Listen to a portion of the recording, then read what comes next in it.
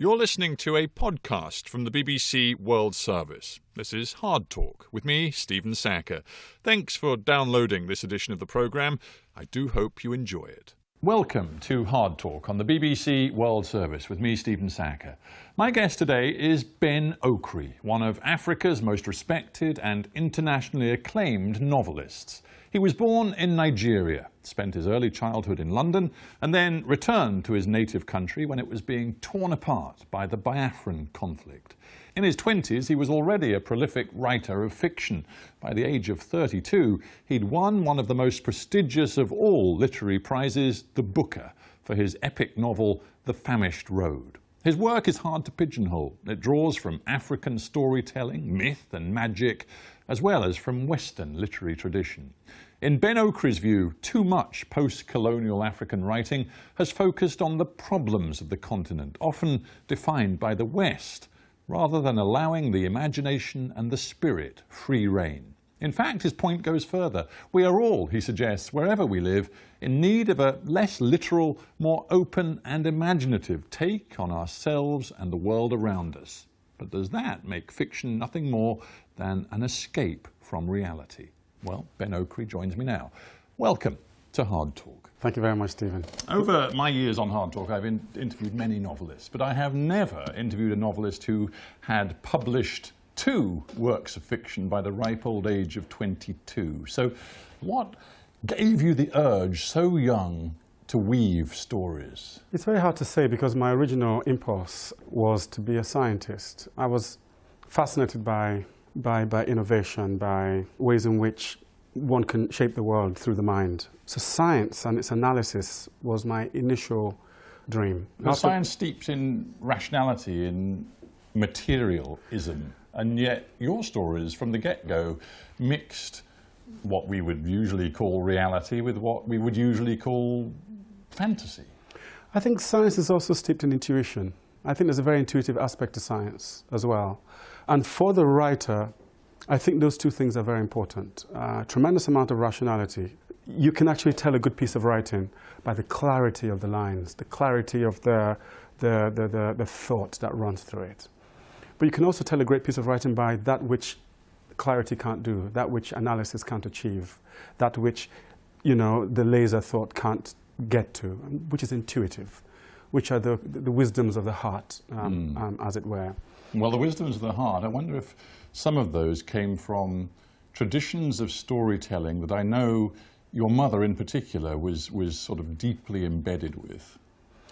Not just Mum, but Mum was my closest and greatest exponent of the mysterious art of enigmatic storytelling. She always told me stories that were indirect. It took me a long time to learn the value of indirection in storytelling. We now tend to think that direct stories are the best stories.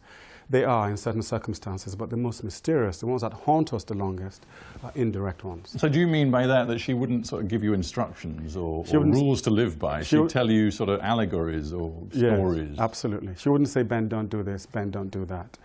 If I'm doing something wrong, she would say, let me tell you a story, Ben. And she would tell me this story which appears to have no point. And sometimes she didn't finish the story. So I'd be left with an unfinished story, a fragment, an enigma. And it made me think about what she was saying a lot more.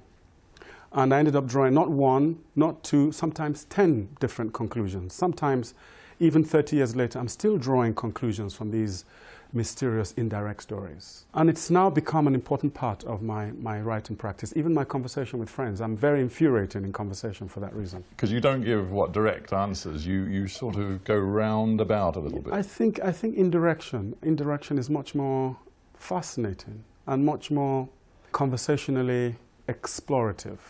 Indirection makes you dance, whereas direction just makes you shake hands. Well, I'm going to try and make you dance in this conversation. And one way I want to do it is by reflecting on something I raised in the introduction about the notion of an African voice. I mean, you were born in Nigeria. Yes. You spent some of your childhood in South London, yes. Then went back to Nigeria at a time of great conflict in the country with the Biafran War.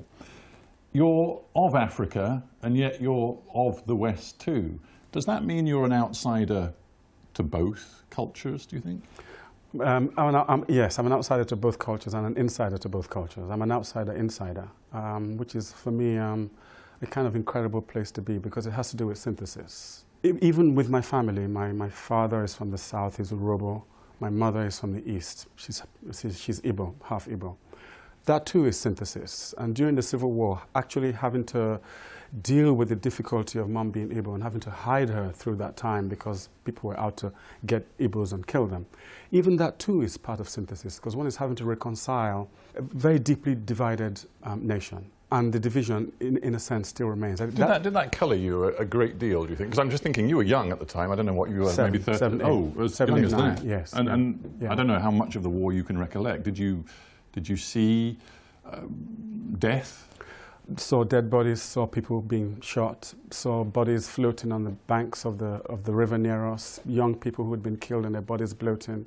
Lost friends, people just disappeared in the street, relations just vanished. You see armored trucks going past, bombs being dropped. You're having to, yes. So in a sense, the war was an important part of my consciousnness, an important part of my growing up, an important part of all the questions I find myself asking about life in my writing. I'll tell you what interests me about that. You maybe admonish is the wrong word, but you have commented upon the propensity of a lot of young African writers to write about the problems and the sufferings of African people in a very direct way, coming back to this idea of directness. And you've said, you know, there should be room for more imagination, more ambition, more fantasy, more creativity when Africans write about their own continent.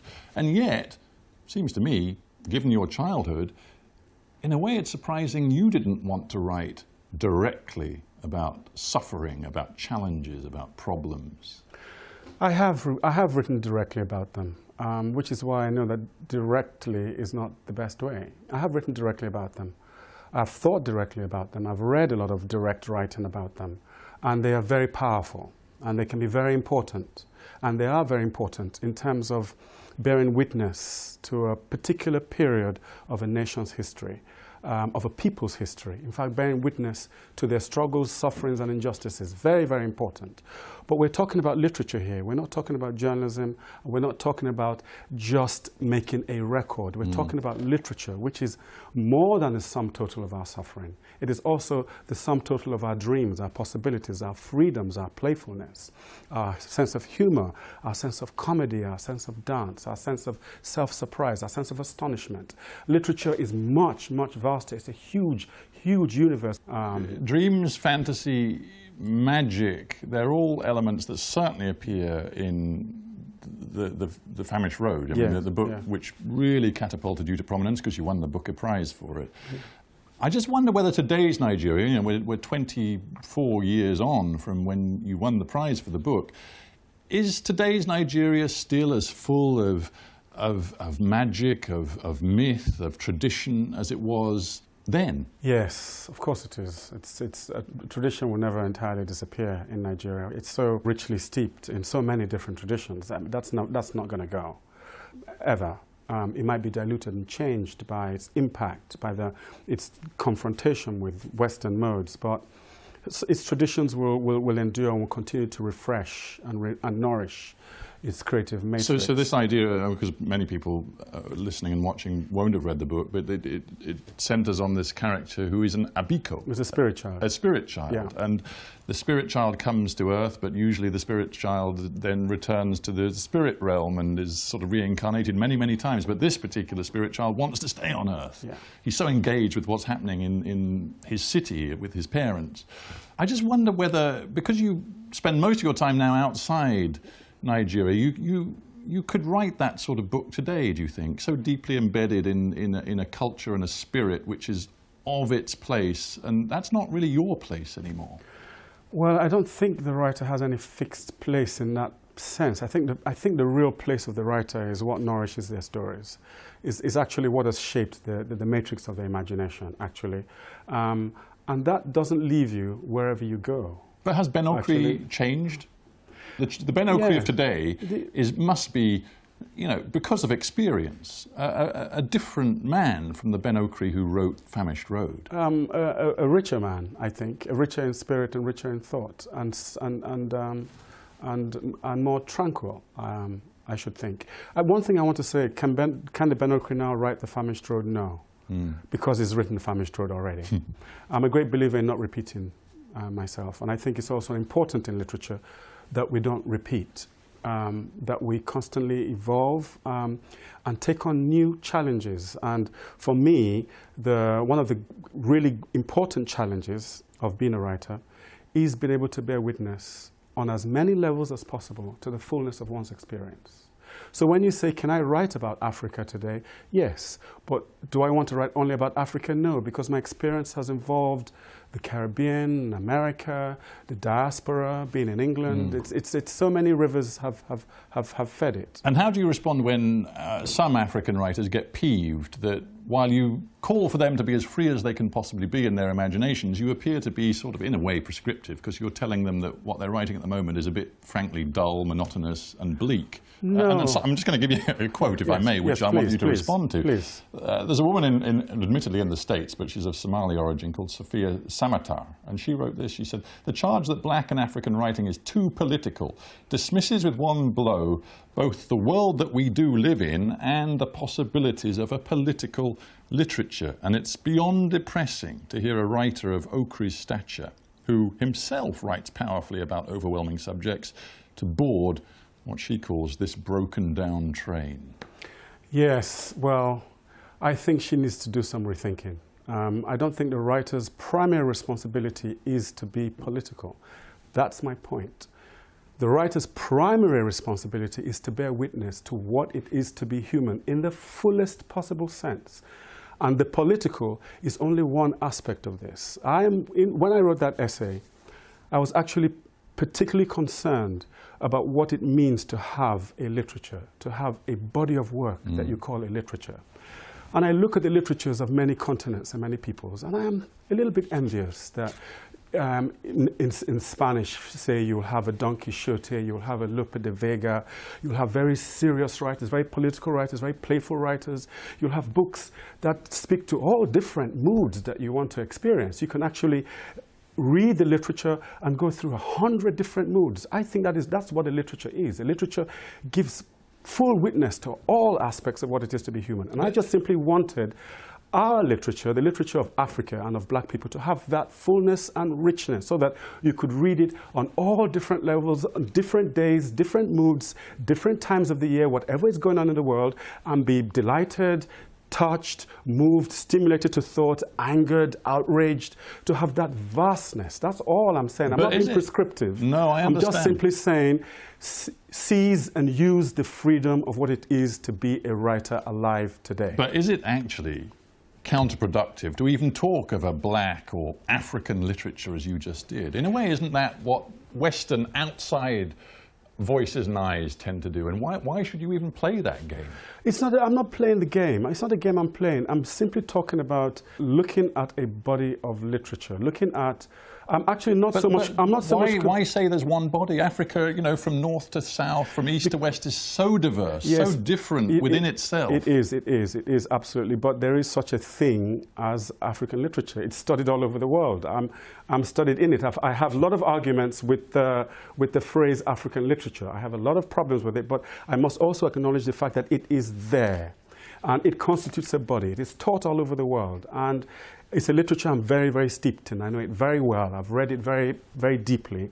And I was just simply making a comment, not about the past, not about the past because you cannot change the past, but about the future. The essay was just meant to be a teasing piece of provocation to say, hey, let's open up our canvas. Let's be as free as we want.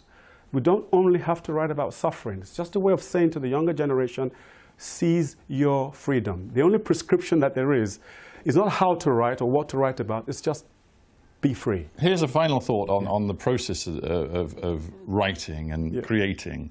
And that's about the audience, and particularly the audience in Africa. Here's the words of a Nigerian novelist and journalist, Adaobi Trisha Nwabani. I don't know if you know her, but she says, literary audiences in many African countries simply sit and wait until Western critics crown a new writer.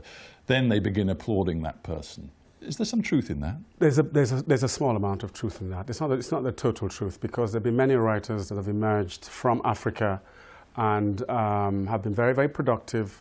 But have become major names, internationally acclaimed, because of the success they've had with African audiences rather than Western audiences. Yes, you take you know, some of the great early generation of writers like Chinua Achebe and Wole Soyinka.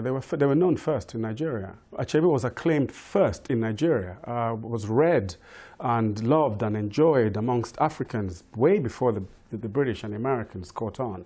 I mean, Achebe was, people like Tutuola. We loved Tutuola long before he was discovered in America. What about and in BenOkri? England. I mean, where I was actually rather well known in Nigeria before I got well known in England. I was writing short stories for women's magazines. I was writing poems and essays in Nigeria. I actually had a really big readership in Nigeria before I came to England. That was the basis of my rather youthful confidence, yeah. actually. Well, let's stick with Nigeria. And we've talked thus far about your fiction and tried to place it in context, but you also do write politically. We've discussed a great deal how you don't want always to be direct and literal, but you have been very direct on political matters, particularly the current situation, a crisis in Nigeria with Boko Haram's insurgency, with corruption endemic.